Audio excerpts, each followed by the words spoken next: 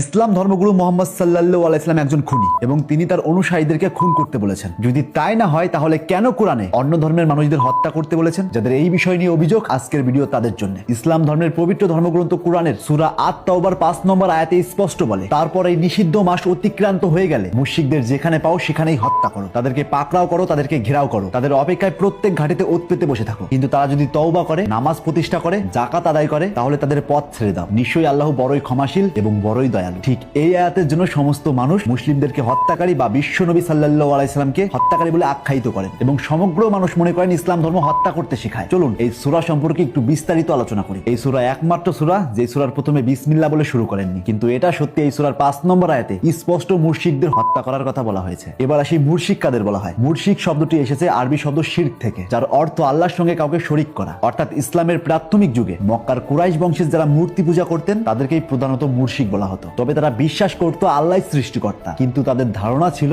বিভিন্ন দেবদেবী বা মূর্তির মাধ্যমে আল্লাহর কাছে পৌঁছাতে হবে। তাই তারা কাবার ভিতরে এবং আশেপাশে মোট 360টি মূর্তি স্থাপন করেন। এবার আসি, সত্যি কি কোরআন সমস্ত অমুসলিমকে হত্যা করতে বলেছেন, নাকি এর মধ্যে লুকিয়ে আছে অন্য ঘটনা? সূরা আত-তাওবা নাজিল হয় হিজরির 9ম বছরে। তখন আরব উপদ্বীপে মুসলিমদের সঙ্গে কিছু নির্দিষ্ট মুশরিক গোত্রের সঙ্গে চুক্তি হয়, টানা 10 বছর কোনো যুদ্ধ করা যাবে না, দুই পক্ষের বিরুদ্ধেই পরস্পর সাহায্য করবে না। যে কোনো গোত্র চাইলে মুসলিম পক্ষে বা কুরাইশদের পক্ষে চুক্তিবদ্ধ হতে পারবে, কেউ গোপনে আক্রমণ বা বিশ্বাসঘাতকতা করতে পারবে না। এটা ছিল শান্তি এবং সহাবস্থানের চুক্তি, অর্থাৎ এই চুক্তির মেইন উদ্দেশ্য ছিল শান্তি। কিন্তু এই চুক্তি হওয়ার পরেও সেই মুশরিকরা বারবার সেই চুক্তি ভঙ্গ করছিল। তারা গোপনে ষড়যন্ত্র করে, বিশ্বাসঘাতকতা করে এবং অকারণেই বারবার যুদ্ধ করেছিলেন। অর্থাৎ এক কথায় তারা বারবার সমস্ত চুক্তি ভঙ্গ করছিলেন। এটা শুধু একবার নয়, তারা বারবার করতে থাকে। তখন নাজিল হয় এই সূরা আত-তাওবা। তখন বলা হয় ওই চুক্তি ভঙ্গকারী মুশরিকদের যেখানে পাবে সেখানে হত্যা করো, তাদের প্রত্যেকটা ঘাটিতে ওত পেতে বসে থাকো, কিন্তু যেই সব মুশরিকরা ক্ষমা চাবে তাদেরকে যেতে দাও। অর্থাৎ এই সূরা নাজিল হয় শুধুমাত্র এক নির্দিষ্ট চুক্তি ভঙ্গ করা মুশরিকদের জন্য, সারা পৃথিবীর মানুষদের জন্য নয়। চলুন আরেকটু সহজ করে বলি। ধরুন ভারত আর পাকিস্তানের মধ্যে শান্তি চুক্তি হলো। চুক্তিতে লেখা হলো পরস্পর কেউ কাউকে আক্রমণ করবে না, কখনো বিশ্বাসঘাতকতা করবে না, কখনো চিট করবে না এবং নিরপরাধ মানুষদের হত্যা করবে না। কিন্তু এই চুক্তি হওয়া সত্ত্বেও পাকিস্তান বারবার ভারতবর্ষকে আক্রমণ করতে থাকে। ভারত সীমান্তের কাশ্মীরের উপর হামলা চালায় এবং অকারণে মানুষদের হত্যা করতে লাগলো। তাদেরকে বারবার সতর্ক করা সত্ত্বেও তারা এই অপকর্ম করতেই থাকলো। তারা প্রতিনিয়ত চুক্তি ভঙ্গ করছিল। এবার সত্যি করে বলুন তো, ভারতবর্ষ কি চুপ করে থাকবে? একদমই না। যেহেতু তারা বারবার সতর্ক করা সত্ত্বেও তারা চুক্তি ভঙ্গ করছে, তাই তাদের এই হামলা থামানোর জন্য তাদের সঙ্গে যুদ্ধ ঘোষণা করতে হবে। ঠিক তেমনি মুশরিকরা যখন বারবার চুক্তি ভঙ্গ করছিল, তাই তাদেরকে শুধরানোর জন্য 4 মাস সময় দিয়েছিল। যদি তারা এই 4 মাসের মধ্যে না শুধরায়, তবে চুক্তি ভঙ্গকারী, অশান্তি সৃষ্টিকারী মুশরিকদেরকে যেখানে পাবে সেখানেই হত্যা করা হবে। চলুন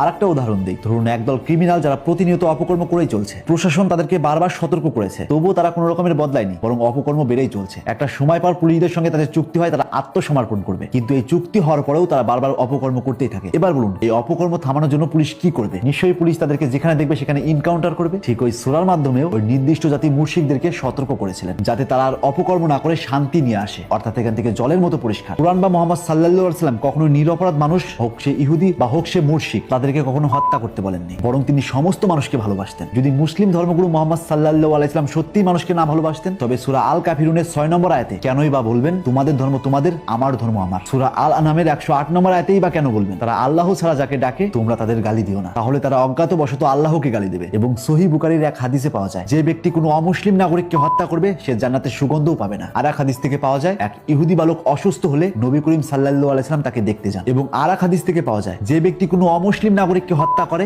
আমি কিয়ামতের দিন তার বিরুদ্ধে বাদী হব। অর্থাৎ এখান থেকে স্পষ্ট নবী মুহাম্মদ সাল্লাল্লাহু আলাইহি ওয়াসাল্লাম অন্য ধর্মের মানুষদের খুব ভালোবাসতেন। আর যেই আয়াত নিয়ে এত বিতর্ক, সেই আয়াত সমগ্র অমুসলিমদের জন্য নয়, বরং কোনো এক সময়ের কোনো এক নির্দিষ্ট সীমা লঙ্ঘনকারী মুশরিকদের জন্য। আর যারা এই আয়াত নিয়ে বিতর্ক সৃষ্টি করেন, এট ফার্স্ট এই একটা আয়াত না পড়ে এই সূরা আত-তাওবার সমস্ত আয়াতগুলো পড়ুন এবং তার সমস্ত প্রেক্ষাপট সহ সমস্ত মানে জানার চেষ্টা করুন। সবকিছুর পরিপ্রেক্ষিতে একটা কথাই বলতে চাই, সে হোক হিন্দু ধর্ম, হোক মুসলিম ধর্ম, কিংবা হোক খ্রিস্টান বা বৌদ্ধ ধর্ম, সেই ধর্মকে প্রপারলি না জেনে সেই ধর্মকে কটূক্তি করা অন্যায়। আপনি তখনই মন্তব্য করুন যখন আপনি সমস্ত ঘটনা অবগত। আর ভুলেও কোনো ধর্মগ্রন্থে অপব্যাখ্যা করবেন না। আর একটা কথা সবসময় মনে রাখবেন, আমাদের ধর্ম আমাদের কাছে শ্রেষ্ঠ, তাদের ধর্ম তাদের কাছে শ্রেষ্ঠ। তাই কোনো ধর্মকে অসম্মান করবেন না। তাই প্রত্যেক ধর্মের উপর রেসপেক্ট রেখে কথা বলুন, কারণ আমি বিশ্বাস করি প্রত্যেক ধর্ম শান্তির ধর্ম, প্রত্যেক ধর্ম শান্তি শেখায়। কিন্তু এই সমাজে এক শ্রেণীর মানুষ আছে যারা ধর্মগ্রন্থগুলোকে বিকৃতি করে প্রতিনিয়ত অশান্তি বাঁধাচ্ছে। নিশ্চয়ই নিজের ধর্মটাকে শ্রেষ্ঠ প্রমাণ করুন, কিন্তু তা অন্য ধর্মকে ছোট করে নয়। আমার ভিডিওর উদ্দেশ্য কোনো ধর্মকে ছোট করা বা অসম্মান করা নয়, বরং আমার ভিডিওর উদ্দেশ্য সত্যটাকে জানানো। আর সত্য হলো নিম পাতার মতো, খেতে তেতো হলেও উপকার আছে। আর ভিডিওতে কোনো রকমের ভুল ত্রুটি থাকলে তা অবশ্যই ক্ষমার দৃষ্টিতে দেখবেন। আর কোনো তথ্যের ঘাটতি থাকলে কমেন্ট বক্সে থাকা ইমেল নাম্বারে অবশ্যই তথ্য দিয়ে সাহায্য করবেন। তাই আজ থেকে চোখ খুলুন আর এরকম ইন্টারেস্টিং ভিডিও প্রতিনিয়ত পাওয়ার জন্য তাপস এক্সপ্লোরার পেজটিতে ফলো দিয়ে রাখুন।